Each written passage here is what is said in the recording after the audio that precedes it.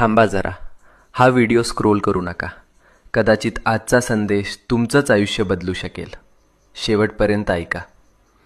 कधीकधी ना आयुष्यात अशी वेळ येते जेव्हा सगळं काही चुकीचं होतंय असं वाटतं. कितीही प्रयत्न करा, कितीही मेहनत करा, तरीही गोष्टी हातातून निसटतात. आणि मग मनात एकच प्रश्न उठतो, हे सगळं माझ्याच बाबतीत का होतंय? आपण हसतो वरवर, पण मनातून तुटलेलो असतो.